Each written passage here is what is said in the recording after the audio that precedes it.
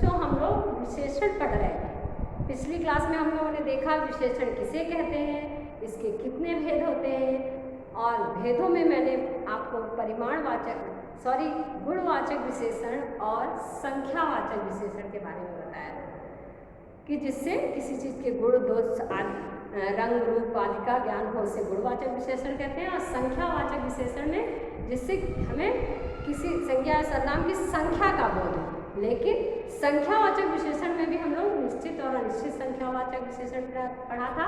निश्चित संख्यावाचक जैसे मेरी 4 बहनें हैं, संख्या का निश्चित बोध करा रहा है, और निश्चित संख्यावाचक कि बाहर अनेक लोग खड़े हैं। तो ये अनेक लोग मतलब 1 2 3 4 कितने भी खड़े हो सकते हैं, उनकी संख्या का बोध नहीं हो रहा है, तो इसे हम अनिश्चित संख्यावाचक विशेषण कहेंगे। अब हम लोग विशेषण के भेद के क्रम में ही तीसरा भेद पढ़ेंगे, परिमाणवाचक विशेषण। परिमाण क्या होता है? किसी चीज की मात्रा। परिमाण मतलब क्वांटिटी, मात्रा। कोई चीज चीनी खरीद के ला रहे हैं, कितना है? 1 किलो है, ठीक है। फल खरीद के ले आ रहे हैं, सेब खरीदे, कितना है? 2 किलो है। दूध लाए, कितना है? 1 लीटर है, 2 लीटर है, ठीक। तो ये 1 लीटर, 2 लीटर, 1 केजी, 2 केजी, कपड़ा 2 मीटर, ये कपड़ा कितना है? 2 मीटर। तो ये परिमाणवाचक विशेषण के अंतर्गत आता है। बच्चों देखिए, संज्ञा सर्वनाम शब्दों के परिमाण अथवा माप की जानकारी देने वाले शब्दों को परिमाण अथवा माप। कितने मीटर कपड़ा है? 2 मीटर। तो यहाँ पर देखिए 4 लीटर दूध लाई, चाय में चीनी कम है, थोड़ी चीनी और डाल। 2 एग्जाम्पल दिया है, मैं भी यहाँ लिख देती हूँ कि माँ, पहला उदाहरण, माँ 4 लीटर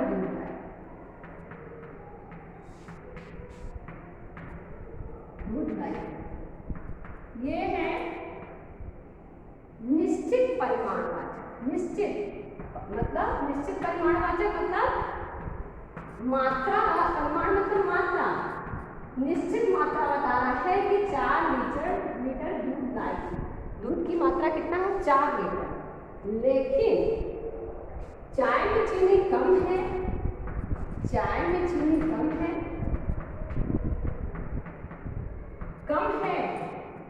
ठीक है, चाय में चीनी कम है।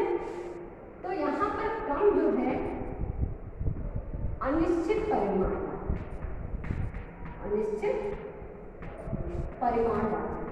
यानी यहाँ पर इसकी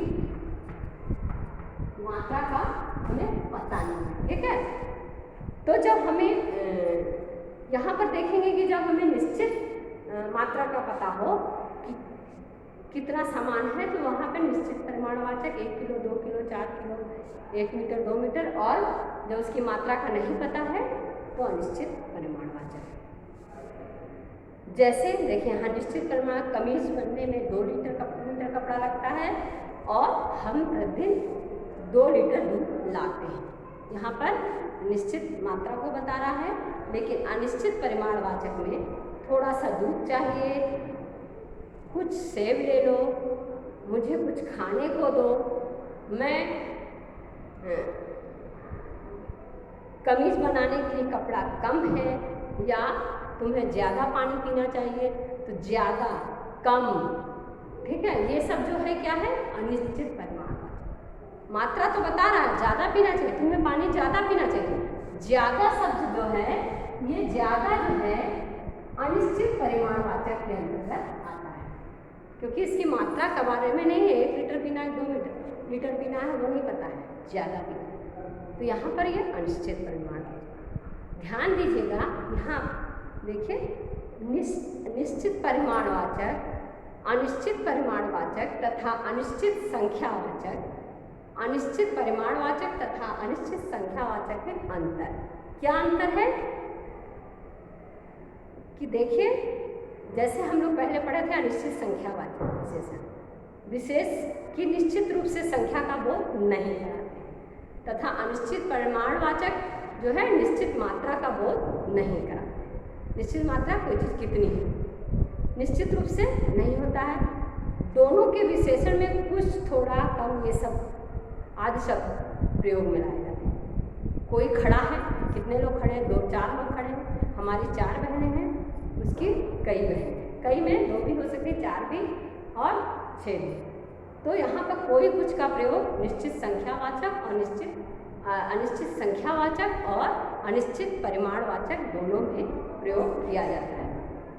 तो यहाँ पर देखेंगे कि परिमाणवाचक, जैसे आज हमारे घर खाने में कुछ लोग आए, ठीक, उनकी मात्रा नहीं बता रहा है, ये अनिश्चित संख्यावाचक है, क्योंकि कुछ लोग, ऐसा नहीं है कि एक डलिया लोग आ रहे हैं, 1 केजी लोग आ रहे हैं, संख्या बता रहा है। कुछ लोग 2, 4, 6 कुछ लोग की संख्या हो सकती है, वो संख्या बता रहे हैं।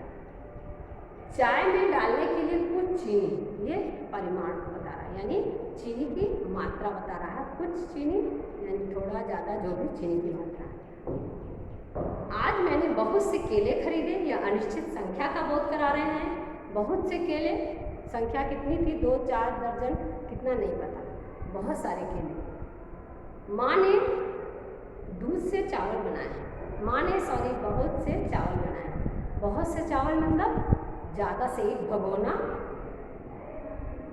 या छोटा भगोना या बड़ा बर्तन, कितना बनाए हैं नहीं पता, बहुत से चावल बनाए हैं। ये अनिश्चित परिमाणवाचक है, इसकी संख्या का बोध नहीं, इतना बड़ा भगोना बनाया, कितना बड़ा, कि कुकर में कितना बनाया नहीं पता। तो अनिश्चित परिणाम मतलब उसकी मात्रा निश्चित नहीं। अब विशेषण के चौथे भेद में हम लोग सार्वनामिक विशेषण पढ़ेंगे। ये क्या होता है? जब सर्वनाम शब्दों का संज्ञा की विशेषता बताने के लिए प्रयोग किया जाता है। ध्यान दीजिएगा, जब सर्वनाम शब्दों का संज्ञा की विशेषता बताने के लिए प्रयोग किया जाता है, उन्हें सार्वनामिक विशेषण कहते हैं। जैसा कि इसका नाम ही है सार्वनाम, यानी सर्वनाम शब्द का। जैसे मेरी माँ आ रही है, तो मेरी, कौन आ रहा है? किस विशेषता क्या है? मेरी माँ आ रही है। माँ की विशेषता है कि वो कोई और नहीं, मेरी माँ, ये सार्वनामिक विशेषण। किसकी पुस्तक उठा लाए? ये जो पुस्तक उठा के लाया है किसकी? वह घर मेरा है, वह घर मेरा है, ठीक। तो वह घर, उस घर के, वह सर्वनाम शब्द है। कोई लड़का बाहर खड़ा है, कोई सर्वनाम शब्द है, ठीक है। और मेरी सर्वनाम शब्द है, ये सार्वनामिक विशेषण के अंतर्गत आए। जब सर्वनाम शब्दों का संज्ञा की विशेषता बताने के लिए प्रयोग किया जाए, उन्हें सार्वनामिक विशेषण कहते हैं। यहाँ पर देखिए, सर्वनाम और सार्वनामिक विशेषण में अंतर है। इसमें क्या अंतर होता है? सर्वनाम शब्द और सार्वनामिक विशेषण के बीच आसानी से भ्रम हो सकता है। सर्वनाम शब्द और सार्वनामिक विशेषण में हम, क्योंकि यह, वह, कोई, ये सब इसमें भी है, मेरी, और सार्वनामिक विशेषण में भी है। लेकिन इसका कारण है कि दोनों में समान शब्द प्रयोग होते हैं। अंतर केवल इन दोनों में के प्रयोग में। निम्नलिखित उदाहरण जो दिए हैं उनको ध्यान से देखिए अपनी पुस्तक में। सर्वनाम और सार्वनामिक विशेषण के उदाहरण दिए हैं। सर्वनाम मतलब वह बाजार जा रहा है, किसी के बारे में बताया जा रहा है कि वह जा रहा है, और वह बाजार कितना सुंदर सजा है, यानी बाजार की विशेषता बता रहा है कि वह बाजार, उसकी विशेषता बता रहा है कि वही बाजार कितना सुंदर सजा है, या वह बाजार कितना बड़ा है। आदमी किससे मिलने जा रहा है, ये सर्वनाम शब्द है यहाँ पर, लेकिन किस आदमी से मिलने जा रहे हैं वो उस की विशेषता पूछ रहा है, किस आदमी से मिलने जा रहे हैं, यहाँ विशेषण, सार्वनामिक विशेषण। हमारे घर कोई आया है, ये सर्वनाम हो गया, और कोई आदमी घर के पास खड़ा है, सार्वनामिक विशेषण। तो बच्चों, विशेषण के भेदों को आज हम लोग देखें कि कैसे संज्ञा, सर्वनाम, विशेषण के कितने भेद होते हैं। विशेषण के 4 भेद होते हैं। तो पहला परिमाण गुणवाचक, दूसरा संख्यावाचक, तीसरा परिमाणवाचक और चौथा सार्वनामिक।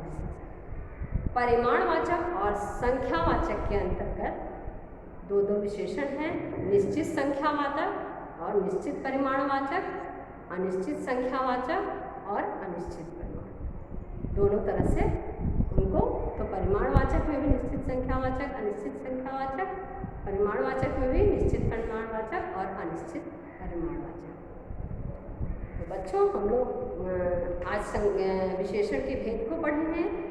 अगली क्लास में हम लोग कैसे विशेषण परिवर्तित किया जाता है और विशेषण की अवस्थाएं क्या होती हैं या प्रविशेषण क्या होता है, इसका अध्ययन करेंगे। तो बच्चों, अपने पाठ को, जो पढ़ाए हुए पाठ हैं, उसको अच्छे से पढ़ेंगे और परिभाषा लर्न करेंगे और अभ्यास करेंगे। धन्यवाद।